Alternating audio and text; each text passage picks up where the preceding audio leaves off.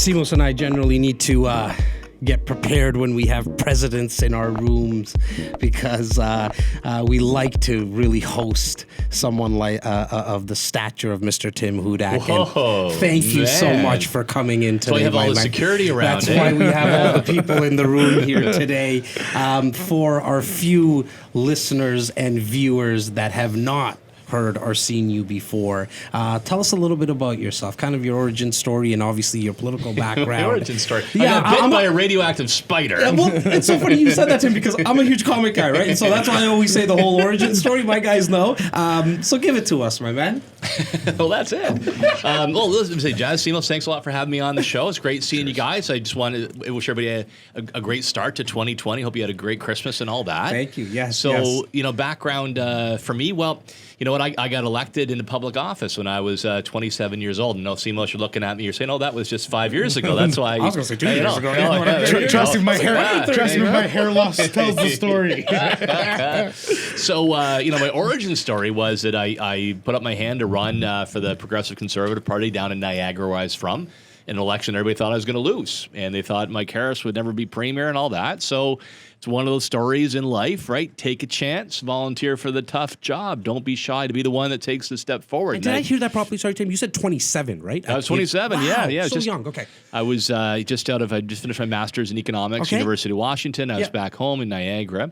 And I thought I was going to lose, but I said, you know what the hell? I'll put my name forward. I'll impress people. I'll try to work hard. Okay. And then maybe I'll get a job, as a staff member to a cabinet minister or a premier one day. I like that you thought, let me start as high as possible and let's see where it kind of filters down. I love it. Yeah, and then, because my riding that I ran in had not voted Progressive Conservative since before I was born. So it was a long shot.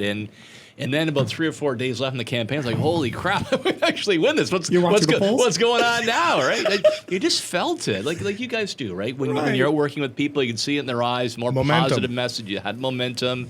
Simos, exactly. And then on election night, I remember very clearly, I stopped at Wendy's. I was a Wendy's fan. I got my, double cheeseburger. I'm a spicy chicken guy. Fries. Okay. Yeah. I don't know if the spicy chicken was around back in 1995. It was still an egg, I think, at that point in time. So, and I remember walking in my office, my campaign office, and everybody cheers like, whoa. They said, you won. Right? And so I won in a squeaker. I only won by 1,200 votes. I got 38% of the vote in the three-way race. Yeah. So it was an incredible honor. So, you make your most of your opportunities. So I worked hard. I tried to develop a reputation as somebody who delivers. If you give me a task, I do it well.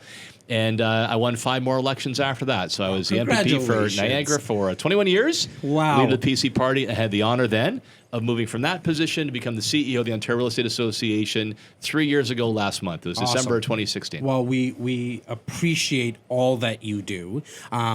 Really quickly, when you made that transition, like why into real estate? Did you like real estate? Was it just...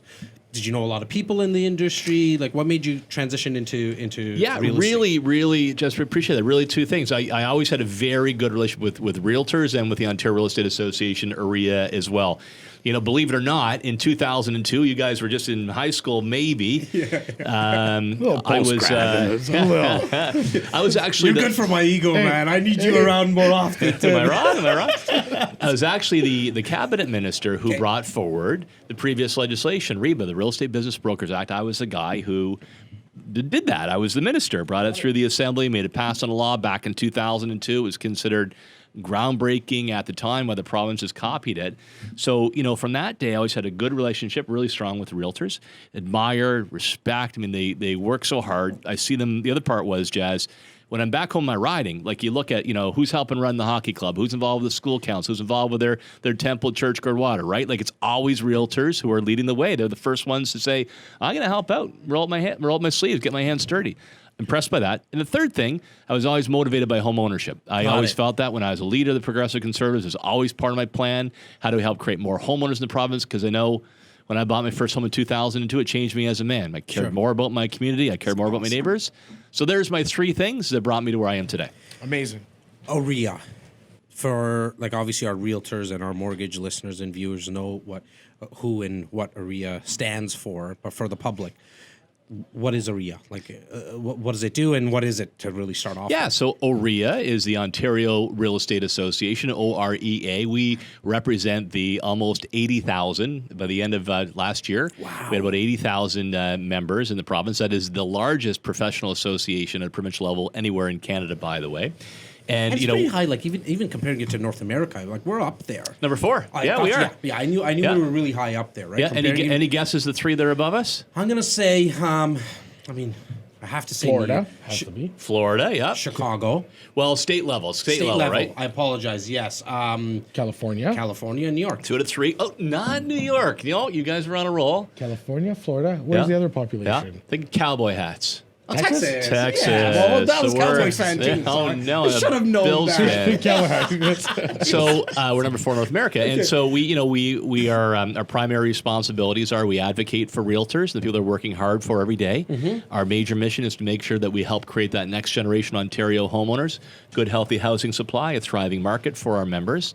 Advocacy is a big part of that. We do services for realtors, primarily the standard forms that realtors use every day, the common language in every corner of the province that helps protect our members and people that they're working for. We think of every situation out there. We got your back. And then third, we do leadership training. So both you guys, like you're leaders in the profession. If you want to hone your skills when it comes to running a not-for-profit, a volunteer organization, you want to run for a local real estate board, you want to run for city council or be an MPP, we invest in our members to help make even bigger difference in grassroots communities. Now, and Rio's all part of the organized real estate that is here in the province with real estate, and it works really closely with Real Estate Council of Ontario as well as the Canadian Real Estate Association. Yeah, you got it. It's basically the realtors listening today and people who are interested in real estate. There's one called Korea, CREA, not the country, but Korea. They work out of Ottawa, so they do the national stuff. They do realtor.ca.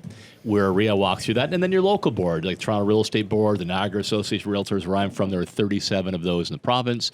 And then you mentioned RICO, they're the referee, like they're the judge. So somebody breaks the rules of code ethics, they're the enforcer in the system. And I know we'll talk about this later. We felt that we could do a much better job giving RICO more tools when it comes to discipline, make sure we raise the bar and professional standards, so they're a partner with us in that respect as well. Now, you guys just met each other at a conference recently. Simos, talk about what brought you to that conference, my man? And then obviously you came back and said, we need to have Tim on. Yes. Crazy schedule. So I actually WhatsApp messaged you Yes, you from right the away. conference. Yeah. I was like, this is too much. I didn't realize how much stuff is happening. Should we bring him on the show? Should I try to bring him on the show? Yeah. You said absolutely. And cool. and I Thank you. reached out to you in the afternoon. Yeah, we made that happen really quickly. so Shout this out to your was- team, by the way. Just amazing team to work with, making sure that all the schedules matched up. So thank you for that. Of course. as well. Well, Yeah, so I definitely have a few comments from what I observed and what I experienced. It was the Ontario Realtor Party Conference. The Ontario Realtor Party, again, it's newer. I saw the email last year or 2 years ago for the first event, the inaugural event. Yes. And I missed it. When this event came out 2 months ago, within 10 minutes, I signed up. How much doesn't matter. Yeah, I gotta go. Click, I'm going. Yeah. Sure enough, the lineup there was tremendous. We enjoyed obviously you emceeing kind of the headliner where Tim actually interviewed George W. Bush in a conversation That that was was very just cool. Very cool experience. phenomenal. But Jean Chrétien was there. Yeah. The minister, the current minister that tabled the legislation that we're going to be discussing today was there. Her name. Lisa Thompson. She's Lisa- from the Huron-Bruce area of the province. Lisa Thompson was there, and she kind of explained everything that's happening at a high level that was being introduced actually the very next day. So we knew before the television news outlets knew what was happening. We were in the know of exactly what was being proposed. And like you really get a feeling of community. Like when you're in the industry, and you were mentioning that you guys are helping realtors with leadership and getting into nonprofit. I read it because I spent some time on the website after the conference. Good. There had never been more realtors elected. As a result of this training, more realtors that are running for city council or that are running for public office or committees, etc. At no time have there ever been more realtors being elected to those positions. And that's elected. It's not appointed. Yeah. That means that you're part of your community. Of course, we make our living interacting with people.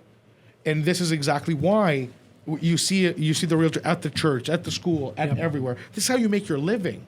But it's not you're there with an agenda. This is your community. This is where you live. We had Phil Soper on, president and CEO of Royal LePage Canada, and the Shelter Foundation went to Africa and raised $1.1 million just over, I think it was like a 90-day period or something like that. Like to raise that much money is really outstanding, and that's just a small little organization. And you're not doing that a small group. This happens right across the province, right? And to his credit, Phil Soper and so many Royal LePage realtors, they trek through the desert, they that's camped out in the desert in Morocco. All the stories he was telling, it was unbelievable. Yeah. Well, that was your cliffhanger episode last season, and then I remember you left us hanging. The mummy came out of the sand, and he's running, and we'll find out what happens next season.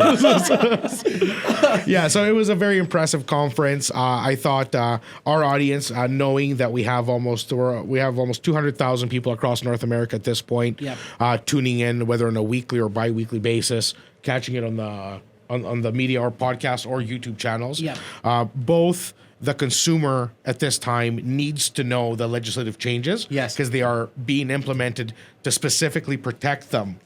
In cases as the market has gone up and down so much over the last decade and a half since REBA, the last legislation was introduced 2002. REBA was. And this legislation is meant to build and improve that, not to take it down. It's outdated in the sense that we saw a market that took its apex in 2017 with multiple representation and all these things that were happening that turned our market into the Wild West.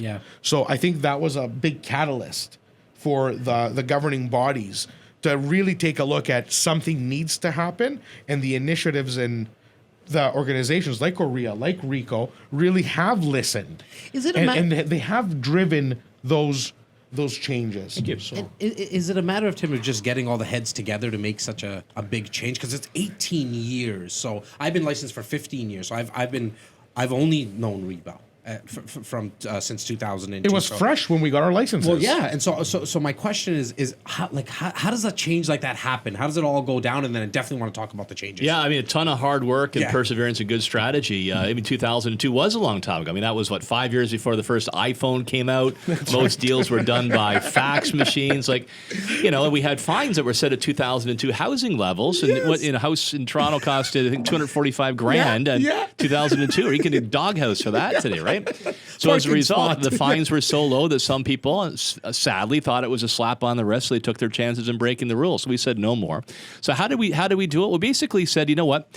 Here's a change we made. Every time we go to Queen's Park, we meet with our decision makers, we take the consumer in there beside us, not hanging out in the back seat somewhere, right there in the passenger seat beside us. So when you talk to politicians, it's about how we're helping out that struggling millennial that you guys help out every day, right? She got her degree from U of T, she got a good job, can't find a place that she can afford, still stuck with mom and dad. Or in the GTHA, a lot of immigrants come from everywhere in the world telling the people to put their family ahead. They can't get in the housing market. So we would go to Queen's Park and say, we want to do this. And at the same time, we want to make sure when they buy their home, or if they're selling, the realtor at their side has the highest level of professional standards. Love it. That they invest in their training. They specialize. And if they break the rules, then there'll be strict discipline measures to get them back in line or kick them out of the profession altogether. Damn right. And as a result, Premier Ford and Minister Lisa Thompson, you mentioned, said, you know what, we're going to do this. Yes. And they brought in that bill in late November, the day after our convention where they announced those initiatives. So let's talk about those initiatives. What's some of the new changes that are going to be taking place now? Number one on our list for our members, modern real estate tools like personal real estate corporations. It is nuts. It is wrong that realtors in Ontario... Thank you. Well, you know where I'm going with this, right? Other professions, accountants, insurance brokers, architects... Even mortgage brokers were allowed. Mortgage brokers, and quite frankly, they play important jobs. I want to diminish it, but they're not helping somebody, make the biggest purchase and sale of their lives when they're talking about a home. So the important role that realtors play, the emotional, financial role in the day-to-day life of hardworking, ordinary Canadians, we said they should have the same tools. So Premier Ford listened, he put it in this legislation, and now we can join other professions in 6 other provinces to have personal real estate corporations. That will allow realtors to invest back in their businesses, to improve their customer service, to hire more people. We're very excited about it. Only because this specific point is so misunderstood. Yeah. This is about tax fairness. It's tax fairness, meaning that if you're investing money back into your business, you're going to get that credit back with the government at the end of the year. So tax fairness is huge because you cannot operate a business or grow your business the same way someone else can that has those advantages. What it's not, and this is kind of where I would love you to just say a few words on this. This is not every dollar you spend you can just chuck into your corporation. It has to be responsible. It's with guidelines. Speak a little bit about how that personal corporation would work. Yeah, I mean, and if you take it out, you pay taxes on that, but you have to put it into types of investments or benefiting your business. So a big change, like if you're going to buy some new technology, you're going to buy new equipment, you do a marketing initiative, you can use that now as a business expense under these, which means more of our realtors will invest. For teams, like yourselves, if you're part of your own corporation, that means income splitting can be allowed in families. Your spouse is helping you out on the business. That makes a big benefit. Well, At he's the like end of my the day, spouse anyways. you guys seem very close. It's the same thing. You can see the way you banter back. You always say I'm the wife you never needed, the second wife. The wife I never wanted. The wife you never wanted. So when you see our realtors investing in the new technologies, new marketing materials, etc., that's better customer service. That's more information, faster, more accurate. So it's going to improve as well. Sure. For sure. The benefit of the consumer out there. Well, I love the fact that you said you can also help teams like us grow and employ others.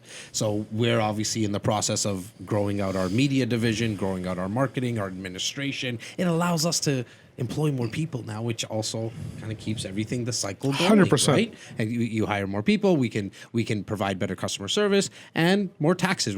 They're going to pay more taxes. It keeps the system going, right? More people working, the more taxes come into the government. What's some other changes that got made? Yeah, another big one is fixing the broken real estate disciplinary system. It makes realtors, I know like you guys, really upset if they see somebody who takes advantage of a consumer, breaks a code of ethics, and they just get a slap on the wrist. No more. This will give RICO's discipline committee the greater ability to suspend licenses, to pull licenses and kick people out who break the rules altogether. You're nodding, Jas, like I see realtors everywhere, they say it's goddamn time this happened, right? We're frustrated with this. 100%. It also doubles the fines, and it enables RICO also to do administrative penalties for smaller offenses, more like tickets. Got it. That way they can focus their resources on the bad operators and get them out. I love it.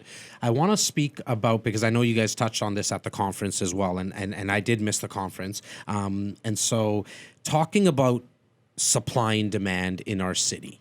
So what's your thoughts on what's going on? How could we help, or how could the demand side of the equation be taken care of? Like what has to happen? What's your thoughts around this, we had Tim? two really big missions last year in 2019. Number one was getting our legislation passed. We talked about that.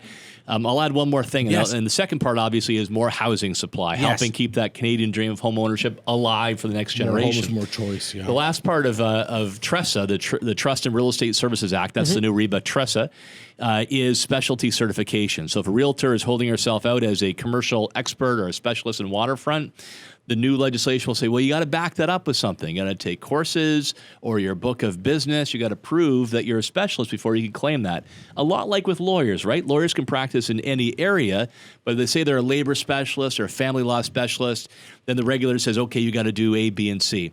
What I like about that, it's good for consumers who are always thinking about, but it also recognizes the work that realtors do to become specialists, to invest their time and their talents in certain areas. So it's a recognition of that. Well, I think the consumers are going to like that too, because it gives them some clarity, right? Like no more number one in the corner of walk and don't walk for the month of January of 2019, only between the 17th and the 18th day of January. Like, you know a little asterisk. Like that little asterisk.